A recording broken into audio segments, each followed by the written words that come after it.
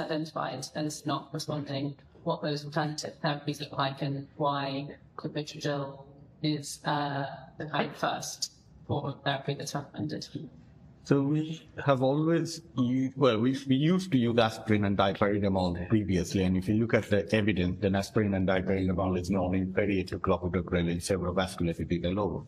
The reason clopidogrel came into use as the primary kind of choice of secondary prevention is because of its advantage in multivascular disease, particularly what several vascular disease, also a cardiovascular disease and peripheral vascular disease, and it has an advantage in that.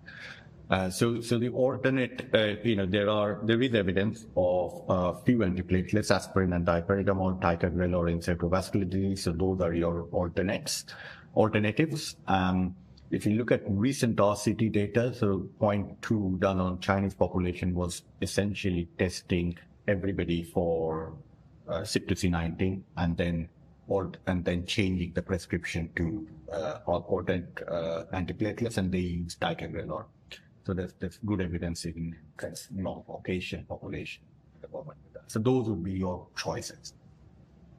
We did have a bit of a discussion around that in terms of what would be alternatives, because I think it's not entirely clear cut, and that did affect some of the modelling in terms of the health economics, because I think one of the drugs has just come on patent and is now dramatically expensive than it was 6 months ago. So we did have to consider that as well, and that would be one of the implementations in terms of clinically. So if you're not going to use antiplatelets, what is the next sort of Greater Manchester protocol for following that?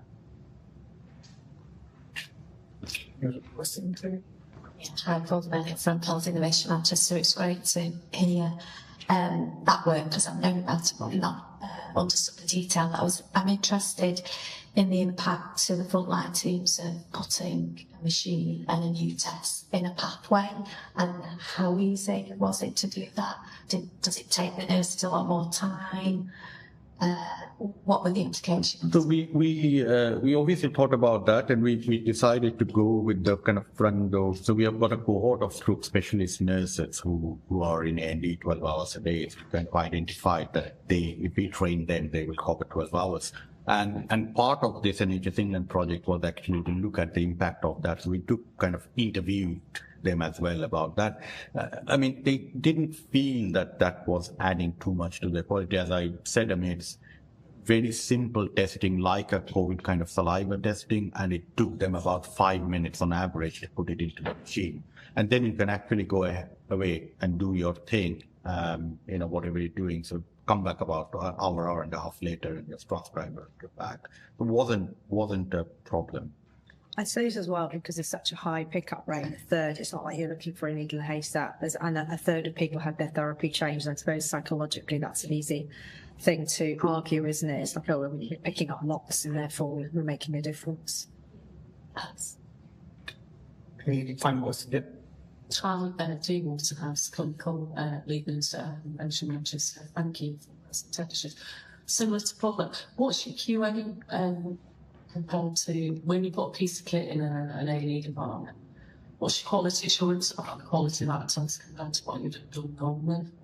What percent of what governance? So firstly, before we set it up, there is two sets of validation before we even start using it clinically.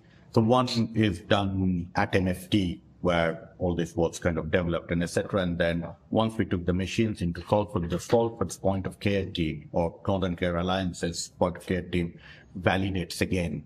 So before we put that, then there is two sets of validation.